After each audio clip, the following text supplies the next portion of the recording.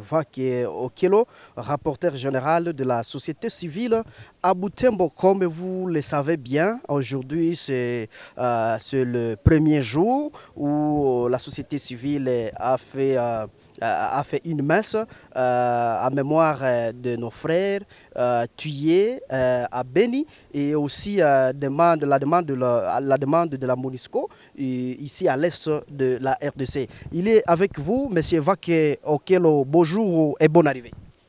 Merci, nous vous saluons aussi, nous vous remercions pour cette invitation que vous nous avez donnée.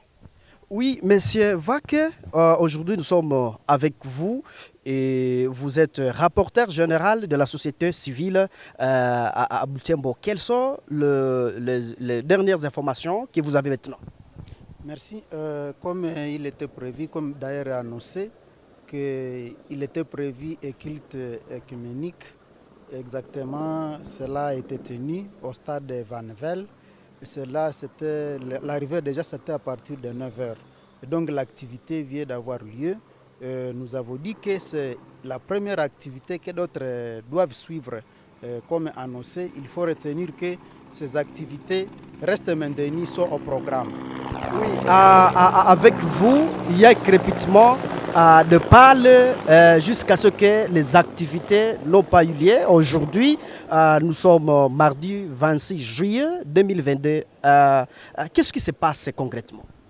Oui, les activités ne pas avoir lieu, nous ne pouvons pas les lier à ce qui vient de se passer. Nous passons d'ailleurs que c'est un incident. Parce que dans le programme, il était dit que nous allons célébrer une messe. Et nous savons que chaque messe a son caractère. Il y a des messes où on rend grâce, il y a des messes où on plaire. Et donc, c'était culte pour dire nous sommes endeuillés. Et de plus souvent, quand nous sommes endeuillés, nous, comme dans notre coutume, quand on plaire, on ne fait pas de travail. Et donc, si on n'a pas travaillé à Ville de Butembo, ce n'est pas parce que cet accident est arrivé, mais c'est parce que c'était déjà annoncé qu'on doit aller pleurer, on doit se souvenir de nos frères, de nos sœurs qui sont sauvagement tués. Nous devrions nous rappeler de nos voyants militaires qui sont tombés sur les chars d'honneur. Donc, il faut dire que c'est pour ça qu'il n'y a pas d'activité dans la ville. Mais concrètement, la messe que vous avez prévue, que vous venez de faire aujourd'hui, c'est lié à quoi concrètement, M. Vaque? En fait, comme j'ai à le dire, nous savons, même à l'ordinaire, quand on vient définir les activités d'enterrement, donc funéraire, on vient se recueillir, on réfléchit, on dit, on se remet entre les mains de Dieu. Et donc là, nous avons prié pour d'abord montrer à l'opinion nationale et internationale que la paix à rechercher n'est pas encore arrivée, que nous continuons à mourir. Et nous nous sommes souvenus de nos chers qui sont déjà partis, mais aussi pour dire que comme la paix traîne, nous allons passer à d'autres actions. C'était une occasion pour annoncer officiellement qu'il y a une série d'actions qui doivent être menées dans la recherche de la paix. Mais avec vous, M. Vaque, il y a un mort jusque-là, c'est un jeune d'une vingtaine d'années, il vient de tomber aujourd'hui même, aussi est blessé grave. Les jeunes qui ont tenté entrer à la base de la MONUSCO, ici à Bel Air. Parlez-nous exactement, qu'est-ce qui se passe? Oui, nous déplorons cet incident qui vient d'arriver. Vraiment, nous déplorons cela. Nous disons que vraiment son âme repose à paix, le frère qui vient de nous laisser.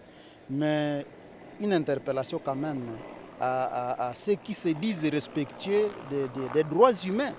Je ne comprends pas comment directement vous pouvez tuer à bout portant à un civil non armé qui, même s'il a avancé vers là, il n'a rien comme arme et directement on tire sur lui.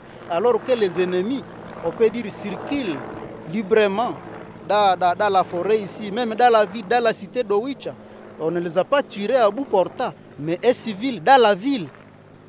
Et s'il était de passage, sans vouloir même entrer dans l'enclos de la MONUSCO, nous déplorons cela et nous condamnons du côté des casques bleus qui viennent de commettre ces forfaits et que cela ne devra plus se répéter. On ne peut pas dire aux vieux imposer la paix et sembler être à l'origine de l'insécurité. C'est tout à fait contraire. Et donc nous déplorons et nous condamnons. Oui, monsieur Vaque, après l'action d'aujourd'hui, je ne sais pas, vous êtes rapporteur général de la société civile à Butembo. Après cette action, qu'est-ce que vous allez encore faire?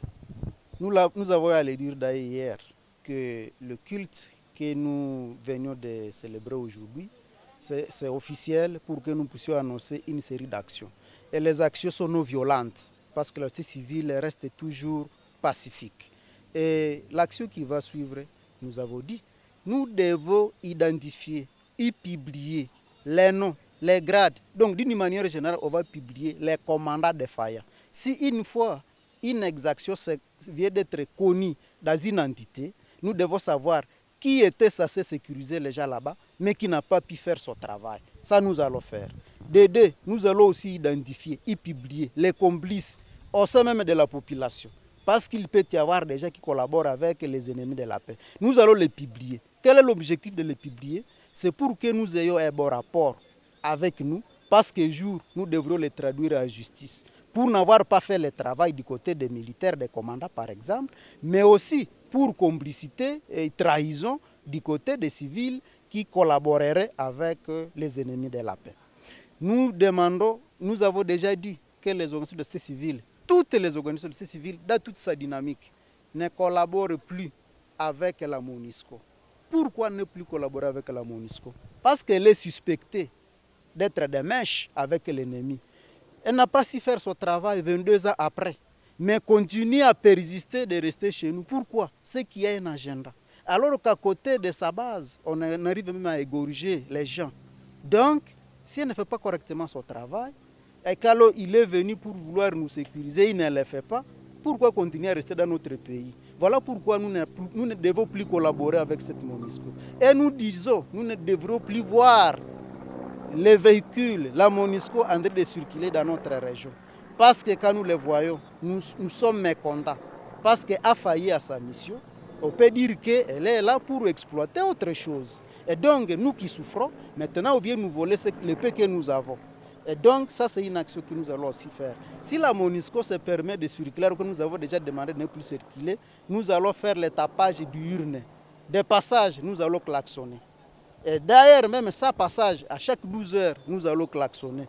Pour que cela interpelle les niveaux national et international que nous sommes en train d'être menacés. À part ça, nous allons, si le gouvernement n'arrive pas à rompre son contrat avec cette MONUSCO, nous allons passer à l'civisme. Et civisme fiscal, parce qu'il est clair, je paie la taxe pour que cela me serve d'une autre manière. Si on ne me sécurise pas, ça signifie que si je paie la taxe, si je paie les impôts, je les paye inutilement. Alors que cela doit me revenir d'une autre façon. On n'a pas su me faire la sécurité, je ne paye pas de taxes, je ne paye pas les impôts. Nous allons aussi faire autre chose. Ce qui doit continuer à être fait, c'est le plaidoyer, diplomatie. Nous devons arriver à amener le gouvernement à reconstituer une armée républicaine. Ils n'ont pas une armée qui connaît n'importe quoi, brassage, mixage. Ce sont ces gens-là, après même avoir décrété l'état de siège, qui vont détourner l'objectif de l'état de siège pour recouvrer la population meurtrie. On la demande le trop des taxes et des impôts. Alors qu'on devrait plutôt dire ces gens sont en souffrance, on peut les exempter de tels impôts, de telles taxes. Maintenant, on voit cette population être menacée. L'autre plaidoyer doit se faire par rapport à la formation des jeunes. Nous devons demander que centres de formation soient très proches de notre milieu ici pour permettre aux jeunes d'être formés et de constituer aussi une force chez nous. Ça doit être l'autodéfense. Donc ça, ce sont les éléments de plaidoyer.